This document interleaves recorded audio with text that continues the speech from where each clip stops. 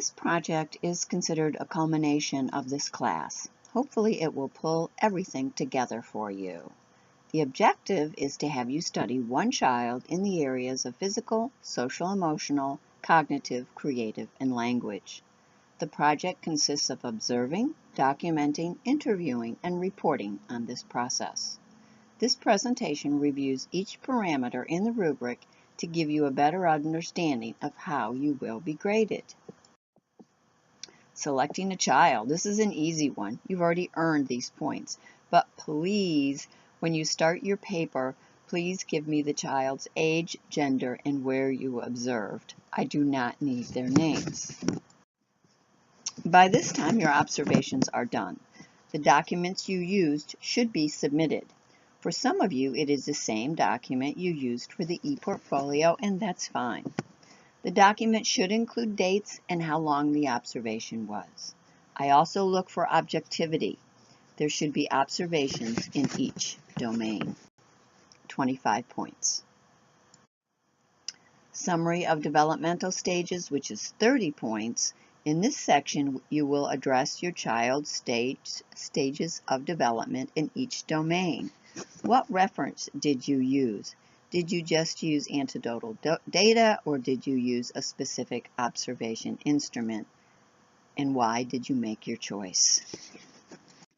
You may find that doing the summary and your interpretation kind of go hand in hand, and that's fine. I will be looking for your mention of theories in the interpretation portion. You may have only found one theorist helpful, Piaget or Erickson or Gardner or Parton, or maybe you used several. Relate them to your child's stage of development, preferably in each domain. This is where your interpretations will also come into play. Use your data to convince me that you have made an appropriate interpretation of your child's strengths and challenges. You've been here before. 5 activities, 1 in each domain. No, you may not use the same activities that you submitted before or activities that you've submitted in another class. Put them in lesson planning format. If you could test drive one or all of them, please relay that as well. But don't worry if you haven't been able to do that. Lastly, the best part is your reflection. This part is about you. What did you learn? What would you do different next time? What was rewarding? What was challenging? What was disappointing? So anything that you feel appropriate would go into this section. And of course, it should be clear, maybe giving specific examples from your data. And of course, there must be no errors for a perfect paper. Have someone proofread it.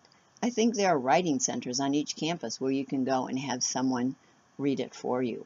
Think of this as a professional submission. I'm looking forward to reading your papers, but please give me longer than my 10-minute turnaround time I normally send assignments back to you. I want to read every word.